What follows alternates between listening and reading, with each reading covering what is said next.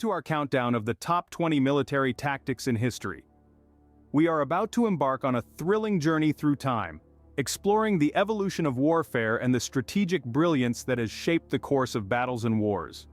We'll be covering tactics from number 20 to 15 in this video, each one a testament to human ingenuity and the ceaseless quest for mastery in the face of conflict. From the ancient battlegrounds of Rome to modern-day theaters of war, these tactics have proven their effectiveness time and again, leaving indelible marks on our shared history. Each strategy is a unique blend of foresight, patience, and cunning, reflecting the minds of the great generals and strategists who conceived them. So, strap in and prepare to delve into the fascinating world of military tactics. Whether you're an armchair general or a history enthusiast, we're sure you'll find something captivating in the strategies that have shaped our world. Let's begin the countdown with number 20, the Fabian Strategy. At number 20, we have the Fabian Strategy, named after the renowned Roman general Quintus Fabius Maximus, who himself was a maestro of strategic warfare. Now, who was Quintus Fabius Maximus? He was a statesman, a consul, and a Roman general who served during the Second Punic War. He was known for his cautious military tactics, which were not only revolutionary in their times but were also highly effective. They eventually paved the way for a new form of warfare, which we now know as the Fabian Strategy. In an era where brute force and might were often the deciding factors of a battle, Fabius chose a different path. He realized that patience could be used as a weapon, a way to triumph over the enemy. Direct confrontation, he believed, was not always the best course of action. Instead, he advocated for a more subtle approach, one that didn't involve unnecessary bloodshed and loss. His methods were often criticized, considered too cautious or timid, but he remained unyielding, faithful to his belief in strategic patience. The Fabian Strategy, therefore, is emblematic of Fabius's approach to warfare. It is a technique that is not about taking a swift victory, but more about a steady and calculated approach. It's about understanding the opponent, studying their moves, predicting their actions, and outwitting them in a long game. It is a method that asks its followers to be patient, to wait for the right moment, and strike when the enemy is at its weakest. It's a strategy that promotes the idea of win by wearing down the opponent, rather than defeating them in a direct confrontation. A significant aspect of the Fabian Strategy is attrition. Attrition in this context refers to the gradual reduction of strength through sustained pressure. The Fabian Strategy is about leveraging this idea of attrition, to weaken the enemy forces slowly and steadily until they are no longer capable of resisting. It's about maintaining a defensive stance, while simultaneously applying pressure on the enemy, leading them to exhaust their resources, both physically and mentally. Think of it as a chess game, where instead of going for a quick checkmate, you keep putting your opponent's pieces under pressure until they are left with no good moves. It's a psychological game as much as it is a physical one. It's about making your opponent believe that they are losing even when they might not be.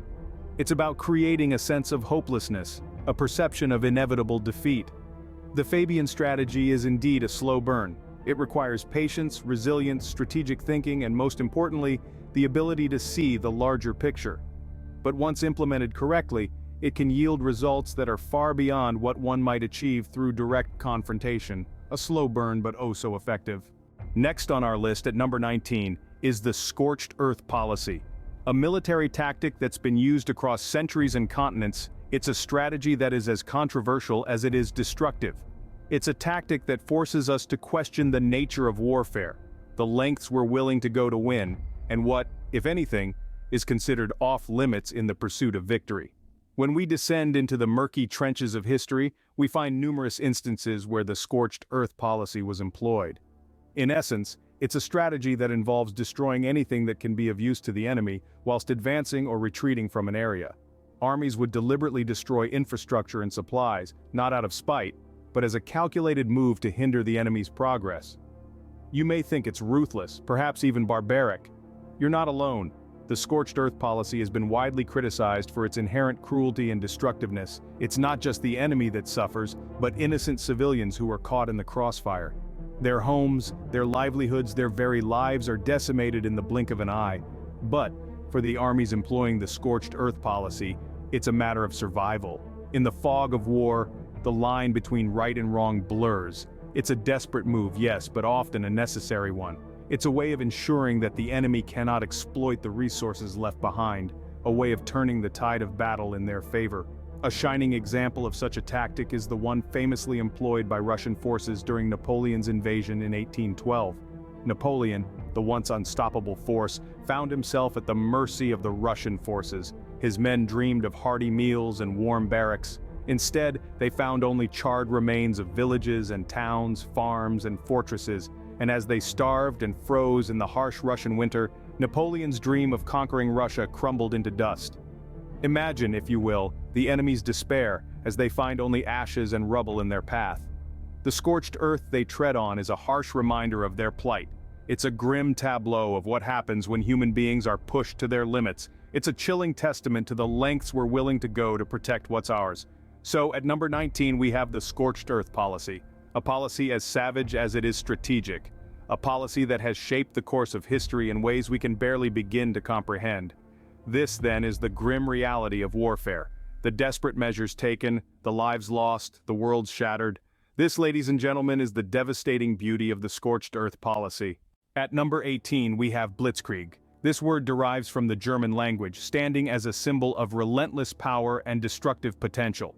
The term itself is a combination of two words, Blitz, which translates to lightning, and Krieg, which means war. Together they form a concept that embodies the essence of a swift and unstoppable military onslaught. Blitzkrieg, as we know it, is not just a word or a term. It represents a strategic model, a form of tactical warfare that was shaped by decades of military evolution and innovation. It stands as an epitome of aggressive, rapid, and coordinated military offensive, a style that was unique in its time and still revered in military studies. The characteristics of a Blitzkrieg operation are what set it apart from the traditional methods of warfare. It was characterized by speed, a force that moved so swiftly that it was almost impossible for the enemy to develop a counter-strategy. Before they could even grasp the reality of their situation, the Blitzkrieg forces would have already made significant advances, leaving destruction in their wake. The element of surprise was another crucial aspect of Blitzkrieg operations. The enemy never knew when or from where the attack would come. The unpredictability of the Blitzkrieg maneuver added an element of fear and confusion to the enemy ranks, further enhancing the effectiveness of this military strategy. The overwhelming force of a Blitzkrieg operation was its third defining characteristic. It was not just about the number of troops or the volume of firepower, it was about the intensity, the relentlessness of the attack that left the enemy with no choice but to surrender. The Blitzkrieg tactic was utilized to devastating effect by the German Wehrmacht during World War II. This was not just a military strategy, it was a psychological weapon that had a profound impact on the morale of the enemy troops. The mere mention of a potential Blitzkrieg operation was enough to send a wave of fear across the enemy lines. The Blitzkrieg strategy was swift and lethal, leaving the enemy with no time to react, let alone counterattack. It was a tactic that combined the precision of a well-planned strategy with the raw power of an unfathomable force. The effectiveness of this tactic was evident in its results. Many an enemy found themselves helpless against the onslaught, brought to their knees by the sheer power and ruthlessness of the Blitzkrieg. Swift and lethal, it brought many an enemy to their knees. Stepping into the spotlight at slot number 17, we have the revered, the feared, the legendary tactic known as siege warfare. This audacious, bold, and often controversial military strategy has been instrumental in turning the tides of many a war. Its basic premise, as simple as it is brutal, involves surrounding and isolating an enemy stronghold, a siege. Imagine, if you will, a fortress brimming with soldiers. The walls are high and the gate is barred. Inside, morale is high. However, as the enemy inches closer, that morale begins to dip, replaced by a growing sense of dread. Imagine this strategy is not about recklessly charging into the enemy lines with a battle cry on your lips. No, the beauty, the true artistry of siege warfare lies in its patient, calculated approach. It is about slowly yet assuredly encircling the enemy lines, cutting off any potential avenues of escape, and ensuring that no reinforcements can break through. The siege then goes a step further, cutting off not just potential reinforcements but also essential supplies. Picture the soldiers inside the stronghold, their supplies dwindling day by day. No amount of rallying cries from their leaders can stave off the gnawing hunger in their bellies.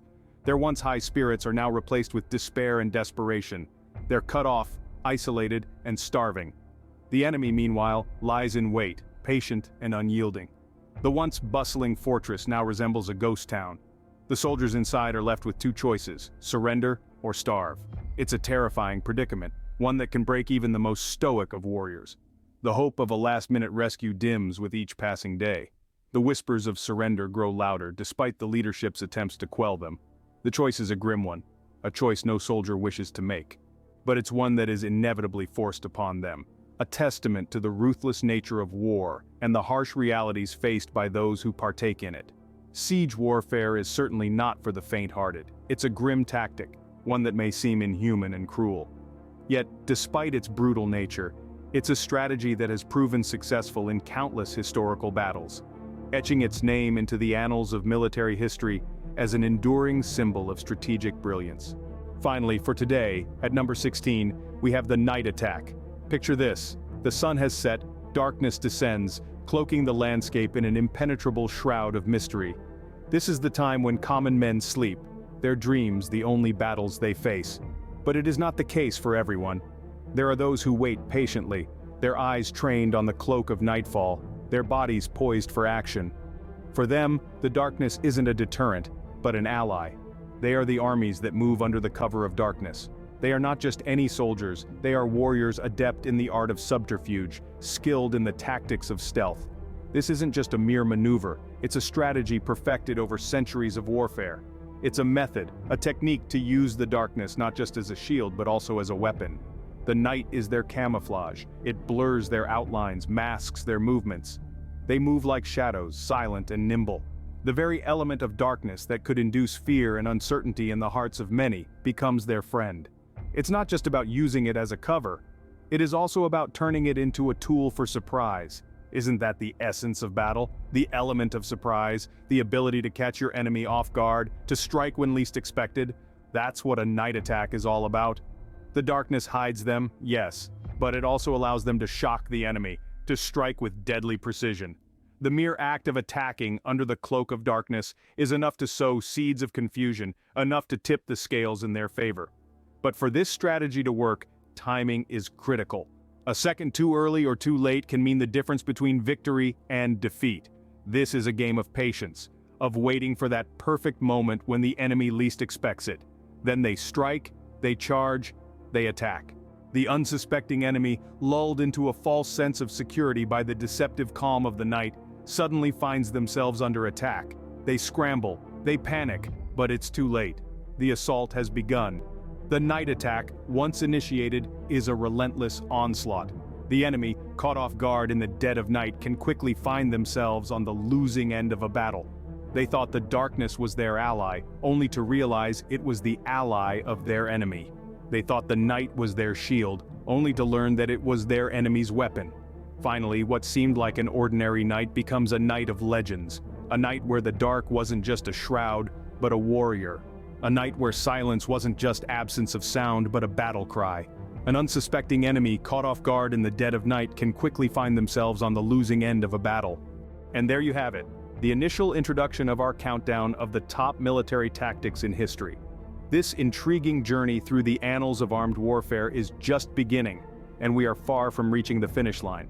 As we continue to traverse through the tumultuous terrains of history, we will unravel more about the astounding strategies that made a prominent mark on the battlefield. In our subsequent video, we'll begin to venture even deeper into this captivating countdown. We will continue our journey, delving into the carefully crafted tactics that range from 15 to 10 in our comprehensive countdown. Each of these tactics, laden with strategic brilliance and foresight, have played a pivotal role in shaping historical outcomes. Let's take a sneak peek into what's in store. Get ready to embark on a thrilling exploration of legendary tactics such as the Trojan horse.